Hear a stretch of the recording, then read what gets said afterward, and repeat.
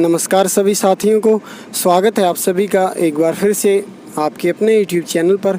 साथियों, जैसा कि आपको कम्युनिटी में डालकर बता दिया था कि भाई 10 तारीख को बहन श्वेता जी समय दे रही हैं, आप सभी युवाओं के मुद्दों को उठा रही हैं। हरियाणा सरकार की HSSC के HPSC के जो भी मुद्दे हैं जिनको लेकर लगातार आप सभी परेशान होते रहते हैं, पूछते हैं कि ऐसा तरीका बताए जिससे हम भविष्य में इन परेशानियों से ना गुजरें। बहुत सारे मुद्दे हैं, एक नहीं है। जब बात करते हैं HSSC रिफॉर्म्स की, कोई एक मुद्दा नहीं है। 2 तारीख को ट्विटर पर अभियान भी चलाया था जिसमें हम HSSC एग्ज़ाम कैलेंडर या EWS को लेकर बातचीत कर रहे थे, तो वहाँ पे भी बहुत सारे कमेंट आए कि सर मुद्दा एक नहीं है, मुद्दे काफ़ी हैं। तो यहाँ पर श्वेता जी ने, बहन जी ने समय दिया, सबसे पहले तो इनका धन्यवाद। बहुत बहुत धन्यवाद मनदीप जी। तो अब आज एक एक करके इनसे एक एक मुद्दे पर बात करेंगे, चाहे वो JBT भर्ती का मुद्दा है, चाहे वो EWS एज रिलैक्सेशन को लेकर है, एग्ज़ाम कैलेंडर को लेकर है, सिलेबस को लेकर है, हरियाणा सरकार को लेकर, HSSC HPSC, एक एक करके सभी सवाल के क्वेश्चंस के बारे में इनसे बात करेंगे। सबसे पहले तो बहन जी, कई बार मैंने देखा है आप बहुत अच्छा बोलते हो, युवाओं को लेकर आप हमेशा मुद्दे उठाते रहते हो, और चाहे वो कोई भी मुद्दा है आप डरते नहीं, बेबाकी से आप मुद्दा उठाते। लेकिन कई बार मैंने देखा ये भी आपके ऊपर आरोप लगाए जाते हैं कि भी आप सरकार की जो अच्छे पॉइंट हैं, अच्छी नीति है, उनके बारे में नहीं बताते, सिर्फ बुरी जो चीज़ें हैं या फिर जो गलतियाँ हैं सरकार की, उन्हीं के बारे में आवाज़ उठाते हो। एक बार इसके ऊपर थोड़ा स्पष्टीकरण दें। जी मनदीप जी, आपने बहुत अच्छा सवाल किया है और मैं इसका जवाब, बढ़िया कि आपने सवाल पूछ लिया, मैं इसका जवाब देना चाहूँगी कि यदि हमें कोई शिकायत होती है, कोई हमें परेशानी है, तो हम किससे कहेंगे? जिसके हाथ में पावर होती है उनसे कहेंगे, सरकार से कहेंगे। तो मैं उनके खिलाफ नहीं बोलती, मैं केवल शिकायत दर्ज करती हूँ कि ये शिकायत है, ये प्रॉब्लम है, कृपया इसकी तरफ ध्यान दें। और जब उसका सल्यूशन होता है तो मैं पेज पर धन्यवाद भी करती हूँ सरकार का। जैसे कि आप ये देखिए, फॉरेस्टर वालों का रिजल्ट आया तो मैंने धन्यवाद किया सरकार का। रिजल्ट नहीं आ रहा था तो तब तक सरकार से गुहार लगा रहे थे कि प्लीज़ रिजल्ट दे दीजिए। CSAT का मुद्दा, CSAT HPSC HCS का है, क्वालिफाइंग नहीं हो रहा था, तो उसके लिए पूरा 1 साल तक संघर्ष किया, बहुत चिट्ठियाँ लिखी मैंने, इधर उधर बहुत लेटर्स लिखे। तो जब ये हुआ तो धन्यवाद किया सरकार का। तो ये होता है कि हम अपनी परेशानियां बता रहे हैं और जैसे जैसे वो रिजॉल्व होती जा रही है हम सरकार को धन्यवाद भी करते जा रहे हैं और उनकी अच्छी चीज़ों पे बोलते हैं। हम क्यों नहीं बोलते? जब उन्होंने समाधान पोर्टल लॉन्च किया तो मैंने धन्यवाद किया, लेकिन समाधान पोर्टल में प्रॉब्लम्स आई तो वो भी बताई कि ये प्रॉब्लम्स चल रही हैं। और यहाँ पे कुछ अभ्यर्थी मुझे भी बोलते कि पिछली सरकारों पर क्यों नहीं बोलते। तो पिछली सरकारों पर बोलना ना मनदीप भाई बड़ा फ्यूटाइल है, क्योंकि जिसके हाथ में पावर है उसको बोलो, वरना मैं पिछली हुड्डा पे बोलूँगी तो लोग कहेंगे चौटाला रिजाइन पे क्यों नहीं बोलते, फिर उसके बारे में बोलो तो क्या मतलब? मतलब देखो, बहन जी ने बिल्कुल सही बोला है, जिसके हाथ में पावर है हम उसी को बोल सकते हैं, और आप कोई सही कार्य कर रहे हैं। मैं इनके फेसबुक पेज को भी फॉलो करता हूँ। कई बार इन्होंने जब सरकार अच्छा कार्य करती है तो उसके बारे में बोला कि भाई ये आपने युवाओं के लिए अच्छा काम किया है। तो सबसे पहले तो जब बात आती है HSSC रिफॉर्म्स की, तो बहन जी HSSC एग्ज़ाम कैलेंडर और पैटर्न को लेकर या सिलेबस को लेकर बात करें। सबसे पहले बात करूँगा, आज न्यूज़पेपर में न्यूज़ आई, चेयरमैन साहब ने बोला कि नवंबर, दिसंबर और जनवरी में जो HSSC के हमारे एग्ज़ाम पेंडिंग पड़े हैं, जो 2015 में ग्राम सचिव और पटवारी की वैकेंसी एडवर्टाइज हुई थी, 20 आ गया, बार बार री एडवर्टाइज हो रही है। अब चेयरमैन साहब कह रहे हैं कि हमें एग्ज़ाम ले लेंगे। तो आप इसको किस दृष्टिकोण से देखते हैं? बड़ौदा उपचुनाव को ध्यान में रखते हुए ये न्यूज़ निकाली है या फिर वाकई में अब सरकार इन भर्तियों को पूरा करना चाहती है? बिल्कुल बड़ौदा उपचुनाव को ध्यान में रखते हुए ये चीज़ निकाली है, क्योंकि अगर उन्हें देना होता तो वो एक कैलेंडर जारी करें ऑफिशियल, उस कैलेंडर में लिखें कि ये एग्ज़ाम तब तब होगा। और अगर आप, मैंने आज न्यूज़ नहीं पढ़ा, सॉरी मैं ट्रैवल कर रही हूँ, तो यदि ग्राम सचिव उन्होंने लिखा है तो ग्राम सचिव के तो ये पद पहले ही डेपुटेशन से भरवा रहे हैं, दूसरे ग्रुप C और D से एग्ज़ाम करवा के, तो उसके तो ये निकाल ही नहीं सकते हैं, तो कैसे निकाल रहे हैं? तो स्टेटमेंट ही, मैं आई एम सॉरी, मैं क्वेश्चन मार्क लगाना चाहूँगी स्टेटमेंट के ऊपर। दूसरी चीज़ ये है कि यदि आपकी मंशा है एग्ज़ाम करवाने की तो आप कैलेंडर जारी करें साल के शुरुआत में कि इस साल ये एग्ज़ाम्स होंगे, बच्चों को पता हो कि उनका एग्ज़ाम कब होगा कब नहीं है। अब कल हमें शाम को एक सोशल मीडिया पे लेटर घूम रहा था कि BDPO को भी ये अब एडजस्ट करने वाले हैं, डेपुटेशन से लेने वाले हैं BDPOs के। तो रेगुलर एग्ज़ाम का क्या? 2017 में अनाउंस हुआ था पिछला HCS, अब आगे कब होगा? जब 2 साल के लिए अब ये डेपुटेशन पे ले रहे हैं, वो भी एग्ज़ाम करवा के, एग्ज़ाम ही करवा के। जब आपने डेपुटेशन पे इन पोस्ट को भरना था, एग्ज़ाम रेगुलर वालों के करवा लो, उनको ले लो, तो 2 साल और आगे वो सरक गया, तो किसी को पता ही नहीं है क्या हो रहा है क्या नहीं हो रहा है। एग्ज़ाम कैलेंडर जारी करना नहीं है, अपनी मर्जी से स्टेटमेंट देते रहें, और ऐसी ऐसी स्टेटमेंट आती रहती हैं इलेक्शंस के आसपास। तो ये प्रॉब्लम है। अच्छा, एक मुद्दा है मैम बहन जी कि एसबीसी और ईबीपीजी, एसबीसी को तो जनरल में कन्वर्ट कर दिया इन्होंने, ईबीपीजी बोल रहे हैं कि भाई सेम मुद्दा है, एसबीसी भी 10% रिजर्वेशन था, ईबीपीजी भी, दोनों ही अनकॉन्स्टिट्यूशनल थे। अब एसबीसी को जनरल में कर दिया, ईबीपीजी को अभी भी जो है ज्वाइनिंग ये दे रहे हैं, अब सुप्रीम कोर्ट की तरफ से भी इसमें स्टे हो चुका है और हाई कोर्ट की तरफ से भी। इसके बारे में आप क्या कहेंगे कि ईबीपीजी का क्या होना चाहिए? देखिए, एसबीसी और ईबीपीजीसी दोनों को विड्रॉ करके ईडब्ल्यूएस आया था, इकोनॉमिक वीकर सेक्शन रिजर्वेशन। तो कायदे से तो इकोनॉमिक वीकर सेक्शन रिजर्वेशन इनको कन्वर्ट कर देना चाहिए था, लेकिन जो कोर्ट में भी प्रोसेस चल रही है, मुझे अभी ईबीपीजीसी का एग्जैक्ट नहीं पता, यदि वहाँ पे इसके ऊपर स्टे है तो उसका मुझे आइडिया नहीं, लेकिन स्टे टूट चुका है तो ईबीपीजीसी को तुरंत जनरल में कन्वर्ट करके रिजल्ट निकलने चाहिए। बहुत बढ़िया। अगर मैं ईडब्ल्यूएस एज रिलैक्सेशन की बात करूं, युवा काफ़ी समय से अभी विधानसभा सत्र हमारा पिछला हुआ, वहां पे जो अमित सिहाग जी हैं, राम कुमार गौतम जी हैं, इन्होंने मुद्दा उठाया कि भाई जिस प्रकार से आपने पहले एसबीसी रिजर्वेशन था, 5 जातियां थी, ईबीपीजी में भी 2-3 जातियां थी, उनको 5-5 साल की एज रिलैक्सेशन थी, और हमारा बीसी है, बीसी भी, एससी, यहाँ पर भी एज रिलैक्सेशन। अगर आप ईडब्ल्यूएस दे रहे हो तो हरियाणा पुलिस में आप एज रिलैक्सेशन दें। युवा पक्ष के पास भी गए, विपक्ष के पास भी, और आपके पास भी शायद पहले आए हुए हैं। अब बड़ौदा में भी उन्होंने पैम्पलेट वगैरह खुद जाकर वो प्रयास कर रहे हैं, तो इसके बारे में क्या उनको करना चाहिए और सरकार को आप क्या बोलना चाहोगे? मुझे लगता है सबसे ज़्यादा यदि किसी ने मेहनत करी होगी ना, तो एक तो वो है ईडब्ल्यूएस एज रिलैक्सेशन वाले, और एक है पीजीटी संस्कृत वाले। ईडब्ल्यूएस वालों ने इतनी मेहनत, मतलब ऐसा they have not left any stone unturned, उन्होंने ऐसा कोई काम नहीं छोड़ा है जो करने लायक ना हो, पक्ष हो, विपक्ष हो, मीडिया हो। 10 बार नहीं 100 बार ये लोग गए हैं, बार बार अपनी गुहार की है। बड़ौदा में ये पैम्फलेट्स छपवा रहे हैं, बांट रहे हैं गांव-गांव जाके, और चिपका रहे हैं जगह जगह। इससे ज़्यादा और क्या कर सकते हैं मनदीप जी, आप ये देखिए। और आश्वासन यहाँ से नहीं, आश्वासन इन्हें मुख्यमंत्री जी से मिल चुका है। मुख्यमंत्री जी ने कहा था तुम्हारी फाइल ऐसे ऐसे, मैं देखता हूँ, इसे करवाता हूँ, और ये कोई बड़ा मुद्दा नहीं है। जब और राज्य सरकारें ही कर सकती है, 5 साल की आयु में छुट्टी नहीं मिलनी चाहिए। जब आप उनको विड्रॉ कर रहे हो और उनमें आपने छूट दे रखी थी और सिमिलर कंडीशंस हैं, तो यहाँ पे 5 साल आयु में छूट क्यों नहीं? तो मुझे तो ये बहुत छोटा मुद्दा लगता है, और मुझे सिर्फ इच्छा शक्ति की कमी लगती है यहाँ सरकार की, कि सरकार की यदि थोड़ी सी मंशा हो तो वो इन्हें दे सकती है। और आगे पुलिस की भर्ती आने वाली है, फॉर्म भर लेंगे, फॉर्म भरने का अधिकार मांग रहे हैं केवल, इससे तो रेवेन्यू ही जनरेट होगा। फॉर्म के पैसे भरेंगे, फॉर्म के पैसे गवर्नमेंट के पास ही आएंगे। ये अभी ये पोस्ट तो नहीं मांग रहे ना। यहाँ पर जब सिहाग जी ने विधानसभा सत्र के अंदर प्रश्नकाल में इस क्वेश्चन को पुट किया, चलो कोरोना की वजह से 1 दिन का सत्र आया, लेकिन आंसर विधायकों को जरूर मिला उनके प्रश्नों का, चाहे वो रिटर्न में मिला हो। तो अमित सिहाग को आंसर मिला खट्टर साहब से कि भाई हमारे पास ऐसी कोई पॉलिसी ही नहीं है। खट्टर साहब का आंसर था नो, और कुछ नहीं था, कोई स्पष्टीकरण नहीं था, NO था केवल। उन्होंने कोई पॉलिसी के बारे में बोला, कुछ नहीं बोला।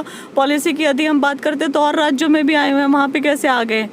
तो ये तो इंडिपेंडेंट डिसीजन रहेगा ना स्टेट का भी, इकोनॉमिक वीकर सेक्शन सेंटर में देना है या नहीं देना है, केंद्र सरकार का मसला है वो। यहाँ पे देना है नहीं देना है किसका? राज्य सरकार का है। राज्य सरकार की इच्छा शक्ति होगी तो मिल जाएगा। मुझे नहीं लगता ये बच्चे इससे ज़्यादा और कुछ कर सकते हैं। पढ़ने लिखने वाले बच्चे अब सभ्य तरीके से ही विरोध कर सकते हैं, सभ्य तरीके से ही मांग रख सकते हैं, वही रख रहे हैं, वो कर भी रहे हैं। तो जहाँ तक एक बात आती है मैम, एग्ज़ाम कैलेंडर को लेकर और सिलेबस को लेकर, इसको लेकर युवा क्या करें? पिछली बार ग्रुप डी में भी देखा गया, जब हाई कोर्ट में केस गया तो जजों ने बोला भाई कुछ प्रश्न तो इस लेवल के जिनके आंसर हम भी नहीं दे पा रहे हैं। और कई बार ऐसा होता है 3 शिफ्ट में अगर पेपर होता है तो 1 शिफ्ट ईजी आ जाती, 2 काफ़ी टफ हो जाती है। तो नॉर्मलाइजेशन के बारे में क्या आपका विचार है? और एक पर्टिकुलर सिलेबस और कैलेंडर को लेकर युवा क्या करें, क्या तरीका अपनाएं? ट्विटर पर बयान चला चुके हैं, ट्रेंडिंग में मुद्दे आते हैं, लेकिन कोई इसको लेकर सरकार की तरफ से कोई बयान नहीं आता है। देखिए भाई, ये ना ऐसे मुद्दे हैं, इतने मतलब बहुत सारे छोटी चीज़ें इकट्ठे होकर एक बहुत बड़ी चीज़ बन गई है। कोई ये गलत, ऐसा भी नहीं कि गलत मुद्दा है, बिल्कुल भी नहीं है। होनी चाहिए ये चीज़ें, नॉर्मलाइजेशन भी होनी चाहिए, एग्जामिनेशन कैलेंडर भी होना चाहिए, एक डिफाइंड सिलेबस भी होना चाहिए, सारी चीज़ें होनी चाहिए। ये जब अभ्यर्थियों को दिख रहा है तो इसमें प्रॉब्लम्स क्या कमीशन को नहीं दिख रही हैं? क्या कमीशन में जो अधिकारी बैठे हैं बड़े बड़े पदों पे, जो भी हैं, क्या उनके पास जब ये बच्चे जाते हैं, उनको लेटर्स लिखते हैं, एप्लीकेशन जाती हैं, आरटीआई जाती है, ट्विटर पे मुहिम चल रही है, नेताओं के पास जाते हैं, नेता इन्हें कॉल करते हैं, तो क्या इन्हें नहीं पता लगता कि कहाँ प्रॉब्लम हो रही है बच्चे को? एग्जैक्ट त्रुटियाँ डाल देते हैं क्वेश्चन पेपर में जानबूझ के, उन त्रुटियों के लिए बच्चे 3-3, 4-4 साल तक कोर्ट में खड़े रहते हैं। तो ये सब जो प्रॉब्लम्स हैं ये कमीशन के अधिकारियों को भी दिखती है, लेकिन क्या होता है कि एक अधिकारी को मान लो कोई प्रॉब्लम दिख गई तो वो रिकमेंडेशन भेजते हैं बाद में गवर्नमेंट को कि जी ये चेंजेस चाहिए, और गवर्नमेंट वहाँ से एक्ट करती है, यहाँ से रिकमेंडेशन ही नहीं भेजते हैं। इन्हें कुछ लेना देना ही नहीं है जैसे किसी अभ्यर्थी से। और अभ्यर्थी यहाँ पे क्या कर सकते हैं? देखिए, मैं यहाँ पे ना इसको एक थोड़ा पॉजिटिव चेंज कहूँगी, क्योंकि हम लोग सेंसिटाइज होने लग गए हैं। हम अब युवा बाहर आके बोलने लग गए अपनी चीज़, मुखर होने लग गए हैं, डरने नहीं, अब डर कम हो गया काफ़ी, अगर आपने नोटिस किया हो तो।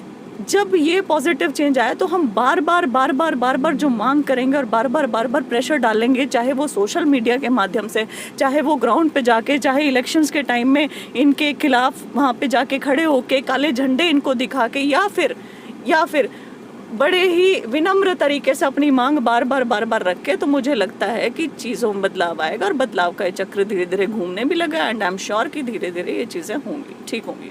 बहन जी का यही कहना, आपकी कोई भी मांग है आप शांतिपूर्ण तरीके से और एक सभ्य तरीके से सरकार के पास मांग रखिए, 1 बार 2 बार 3 बार 4 बार। अगर आपकी मांग सही है तो मैं नहीं मानता कि सरकार ज़्यादा समय तक उसको डिले कर सकती। वो बिल्कुल सुधार होंगे, एक ना एक दिन जरूर होंगे, ये हो सकता है थोड़ा उसमें समय लग जाए। और अगर एक बात और बहन जी, अगर मैं आपसे क्वेश्चन करना चाहूँगा कि पारदर्शिता को लेकर अगर मैं बात करूँ, माननीय मुख्यमंत्री हमेशा कहते हैं कि हमने बिना पर्ची खर्ची लगभग कर्मचारी चयन आयोग के तहत 76,000 के आसपास जो नौकरियां दे दी हैं, तो क्या वाकई में कुछ, अगर मैं कंपेयर करूं पिछली गवर्नमेंट से, उसके साथ अगर कंपेयर करूं तो आप कितना सुधार इसमें मानते हैं? और अगर देखा जाए आज के समय को ध्यान में रखते हुए, युवाओं के भविष्य को देखते हुए, क्या और कितने सुधार की इसमें आवश्यकता है? देखिए, पारदर्शिता की जहाँ तक बात आती है, पारदर्शिता क्या होता है? आईने की तरह साफ। आपका क्या रिजल्ट है, आपके साथ जिसने एग्ज़ाम दिया उसका क्या रिज़ल्ट है, कितने मार्क्स हैं, क्या है, सोशो इकोनॉमिक के अंक किसी ने लिए हैं या एक्सपीरियंस के किसी को मिल रहे हैं या स्पोर्ट्स कोटा से भरा है, वो सब चीज़ें डिस्प्ले होनी चाहिए, जो कि डिस्प्ले नहीं होती है। कोई रिजल्ट नहीं बताया जाता है, केवल रोल नंबर डाल दिए जाते हैं कि ये रोल नंबर पास है। किसी को नहीं पता होता सोशो इकोनॉमिक के कौन फर्जी अंक ले रहा है, कौन एक्सपीरियंस के ले रहा है, कौन कैसे ले रहा है। तो पारदर्शिता ये नहीं है, ये अपारदर्शिता है, पहली बात। दूसरी बात, आपने गवर्नमेंट के कंपैरिजन्स की बात करी, तो यहाँ मैं थोड़ा मतलब इस चीज़ के अंदर नहीं जाऊँगी। मैं केवल यही चीज़ कहूँगी कि अभी भी बहुत ज़्यादा सुधार की आवश्यकता है, बहुत ज़्यादा, क्योंकि हमें पारदर्शी भी होना है।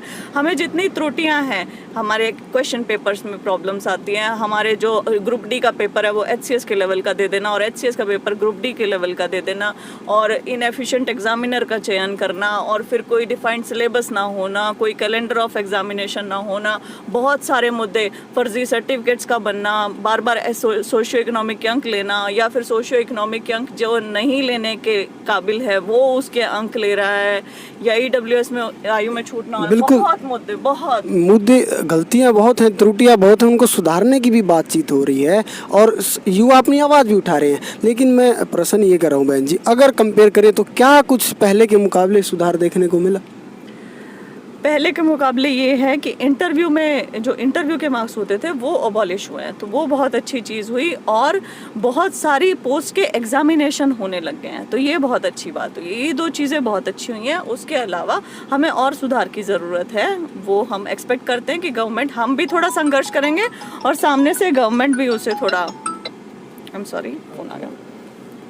तो एक प्रश्न ये मैम, जब हमारा डॉक्यूमेंट वेरिफिकेशन के लिए रिजल्ट आता है तो वहाँ पर कई बार 5 टाइम कैंडिडेट को बुला लिया जाता है, कई बार 4 टाइम कैंडिडेट को, लेकिन उसमें ये नहीं पता चलता कि भाई कितने मार्क्स वाले का DV आया है।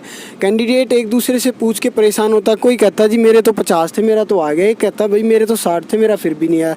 तो यहाँ पर युवाओं की परेशानी को कैसे दूर किया जाए? क्या HSSC को DV के टाइम पे कट ऑफ नहीं दिखानी चाहिए? बिल्कुल दिखानी चाहिए इनको, कट ऑफ डीवी के टाइम पे बतानी चाहिए। यही तो है अपारदर्शिता। अपारदर्शिता को पारदर्शिता आप क्यों कहे जा रहे हैं बार बार? आप डीवी के टाइम पे कट ऑफ बताओ, आप मेंस जब फाइनल रिजल्ट आ जाए जब बताओ।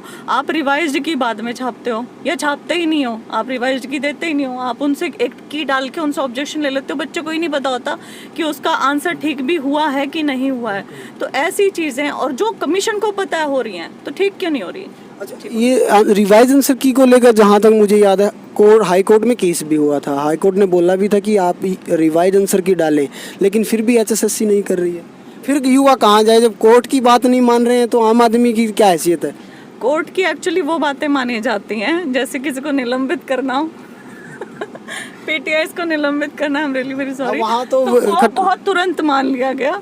यहाँ आगे कोई और निलंबित होगा ना, मैं कहती हूँ उसे तुरंत मान लिया जाएगा। तो ऐसे डिसीजंस तो तुरंत मान लेते हैं। जब कोर्ट कहते हैं कि इन्हें ज्वाइन करवा दो, रिवाइज की दे दो, तो वहाँ पे इतना, और या फिर रिजल्ट दे दो। आप अब पुलिस वाला, आपको ध्यान होगा, कांस्टेबल और 8/2015 भर्ती थी, मेरे को अभी एडवर्टीजमेंट नंबर याद नहीं, सॉरी।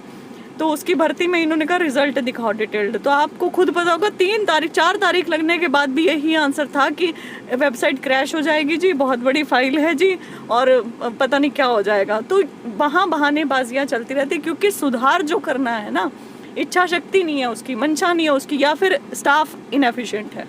अच्छा मैम, जो ये हमारी जेबीटी भर्ती 8 साल से नहीं आई है, कोर्ट में जो हमारा शिक्षा निदेशालय बोलता है कि भी हमारे पास सीटें वैकेंट हैं, इतने दिनों के अंदर हम भर्ती एडवर्टाइज कर देंगे और वैकेंसी आ जाएंगी। फिर ये रेशो अपना चेंज कर देते हैं, फिर कहते हैं हमारे पास सरप्लस होगी। मुख्यमंत्री साहब का अलग बयान है, शिक्षा मंत्री का अलग है, शिक्षा निदेशालय का अलग है, कोर्ट में एफिडेविट कुछ और दे रहे हैं। 8 साल से भर्ती नहीं आई है, लगभग 1 लाख के आसपास युवा हैं जो एस्टेट किए हुए हैं। हर साल दोबारा से एस्टेट निकलता है, आप वाली बात है खजाना भर लेते हैं, लेकिन भर्ती नहीं आ रही, तो उस एस्टेट का फ़ायदा क्या है? दूसरा, एक पेंडिंग ज्वाइनिंग को लेकर ड्राइवर की पिछले 2 साल से ज्वाइनिंग नहीं, उनका रिजल्ट आया। संस्कृत की आप बात कर रहे हैं, वो भी काफ़ी परेशान, उनकी ज्वाइनिंग नहीं हो रही है। और एसबीसी के 2015 से 2020 आ गया है, 3 सवाल हैं। 5 साल से रिजल्ट नहीं आ रहा है, हर जगह वो जा चुके हैं, हर बार नेक्स्ट टाइम दे दिया जाता है। ये क्या सोल्यूशन करें? देखिए, जेबीटी के साथ तो बहुत बड़ा धोखा हुआ है, क्योंकि उनको 2014 में भी और फिर उसके बाद जींद उपचुनाव में भी और उसके बाद भी आश्वासन दिया गया था कि पहली कलम से उनकी भर्ती करेंगे, जो कि नहीं हुई। 25:1 को 30:1 बहुत, हम पहले से ही कयास लगा रहे थे कि ऐसा किया जाएगा, जो कि जो नई एजुकेशन पॉलिसी आई है उसके भी विरुद्ध है, क्योंकि नई एजुकेशन पॉलिसी बोलती है लेस देन 30:1। तो लेस देन 30:1 30:1 नहीं होता, 29:1 होता है, पहली बात तो, यदि वो मैक्सिमम करते भी हैं तो। दूसरी चीज़, यहाँ पे और भी भयंकर चीज़ें हो रही हैं शिक्षा जगत में कि 1000 मॉडल संस्कृति स्कूल बना दिए गए जो कि सीबीएसई के अंडर आ जाएंगे। तो जेबीटी की भर्ती निकालेंगे कैसे? और बाकी जो विद्यालय हैं, जैसे 36 विद्यालय सोनीपत में सोनीपतियों को गोद दे दिए गए हैं। तो वी डू नॉट नो कि क्या होगा क्या नहीं होगा। उनको, उन अभ्यर्थियों को अपना भविष्य अब अंधकार में नजर आता है। और मैं सीरियसली, दूसरा स्टूडेंट ही नहीं होंगे तो फिर आप उस रेशियो के हिसाब से वैकेंसी कैसे क्रिएट करोगे? अब किसी बच्चे भी तो गवर्नमेंट स्कूल में काफ़ी कम पढ़ रहे हैं, एडमिशन नहीं हो रहे। नहीं, किसने कहा? कोरोना काल में 80,000 के करीब एडमिशन्स का आंकड़ा आया था अखबार में कि बहुत ज़्यादा एडमिशन्स हुए हैं, लेकिन अध्यापकों की कमी है। अब संस्कृत 10 साल से नियुक्ति नहीं हुई है संस्कृत की, टीजीटी संस्कृत की नहीं हो रही है, टीजीटी इंग्लिश 2015 से पेंडिंग है। इतनी सारी टीचर्स नहीं होंगे तो बच्चे कहाँ से जाएंगे? एक 220 आवर्स का यहाँ पे एक प्रॉब्लम रहती है कि एक टीचर है, वो 2-2, 3-3 क्लासेस ले रहा है, तो एक टीचर तो अपने 220 दिन कंप्लीट कर रहा है, सॉरी 220 दिन, लेकिन बच्चा तो नहीं कंप्लीट कर रहा ना। तो बहुत यहाँ पे बहुत सारे ग्लिचेस हैं। यदि इसके ऊपर आएंगे तो हमें शिक्षा जगत में पता चलेगा कि हमें कितने ज़्यादा बेसिक बुनियादी सुधारों की आवश्यकता है। चलिए, उस चीज़ को एक साइड में रखते हुए, दूसरी चीज़ आपने कहा 2015 पेंडिंग रिजल्ट और इनकी बात की, ड्राइवर और एसबीसी ईबीपीजीसी के ही नहीं सर, 2015 से के तो बहुत सारे रिजल्ट पेंडिंग है। एक्साइज है, टैक्सेशन है, excise, taxation, panchayat officer, food supply, TGT English, बहुत है, बहुत। इनमें प्रॉब्लम क्या है? अब कोई पूछे जरा सरकार से जाके या कमीशन से जाके कि इनके इंटरव्यू हो चुके हैं, रिटर्न हो चुके हैं, सब कुछ, सारी प्रक्रिया तो हो चुकी है। ये कहते हैं कोर्ट में ये भर्ती पेंडिंग। अरे कोर्ट में केसेस हैं, कोर्ट में स्टे तो नहीं है।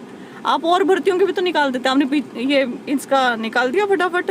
क्लर्क वाला निकाला है, जबकि ईएसपी का केस पेंडिंग है, उसको होल्ड करके बाकी निकाल दिया। हाँ, बाकी निकाल दिए और पीटीआई का निकाल दिया आपने फटाफट एग्जाम देके। तो जब आपकी मंशा होती है तब तो आप फटाफट एग्जाम देके आप टाइम बाउंड मैनर में ये सब चीज़ें करते हो, तो यहाँ क्यों नहीं कर रहे हो? और यहाँ अभ्यर्थी करें तो करें क्या?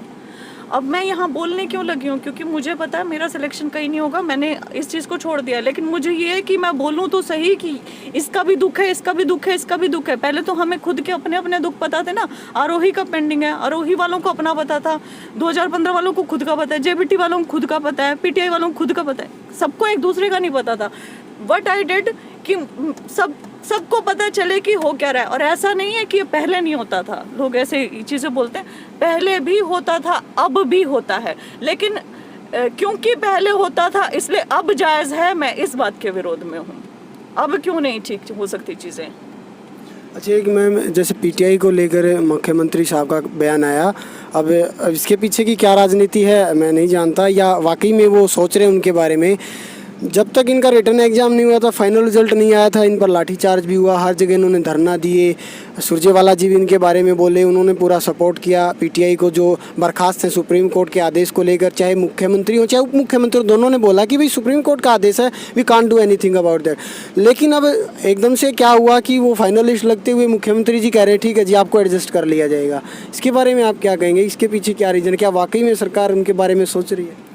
देखिए, कायदे से ना ह्यूमैनिटेरियन ग्राउंड पे, क्योंकि 10 साल तक ये लोग लगे रहे, सरकार को सोचना चाहिए था और सरकार ने ऐसा सोचा। उसके लिए मैं मुख्यमंत्री साहब का तहे दिल से धन्यवाद करना चाहती हूँ, क्योंकि इस उम्र के एक पड़ाव पे आके इनमें से कुछ लोग रिटायर होने वाले थे। इनसे नहीं एक्सपेक्ट कर सकते हैं आपकी एग्ज़ाम दें और एग्ज़ाम क्लियर करें सब कुछ। और यहाँ पे ये भी बात नहीं है कि जो रिस्पोंडेंट्स हैं उनका पक्ष रख लिया गया, जो मतलब कोर्ट में गए थे, केस वगैरह किया था, हाँ, और जो उस समय रह गए थे उनके लिए एग्ज़ाम भी हो गया। और जो ये थे, इनको ह्यूमैनिटेरियन ग्राउंड पे यदि सरकार लेती है गेस्ट टीचर्स के उस पर, तो मुझे नहीं लगता इस चीज़ में कोई प्रॉब्लम है। हाँ, यदि इस बयान में कोई राजनीति है, क्योंकि ये बड़ौदा उपचुनाव से पहले ये घोषणा की गई है, तो सर मैं तो इसकी निंदा ही करूँगी और कुछ नहीं।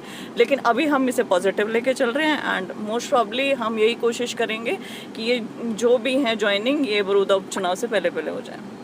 तो आप सभी दोस्तों ने देखा कि बहन जी सिर्फ और सिर्फ विपक्ष में नहीं बोलती, पक्ष में ही बोलती। जैसे जिस प्रकार से पीटीआई का बयान आया, इन्होंने बोला कि अगर ऐसा हो रहा तो बहुत बढ़िया काम मुख्यमंत्री साहब कर रहे हैं।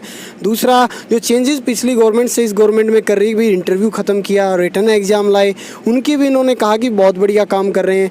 तो ऐसा नहीं है कि सिर्फ और सिर्फ गलत पर ये उंगलियाँ उठाती, जो सही है उसकी प्रशंसा भी करती। और एक सोशो इकोनॉमिक एक बहुत गंभीर मुद्दा है, जहाँ कहते हैं कि फर्जी अंक ले लिए जाते हैं। उसके अलावा क्या सोशो इकोनॉमिक के अंक मिलने चाहिए, क्या मिलने सही हैं?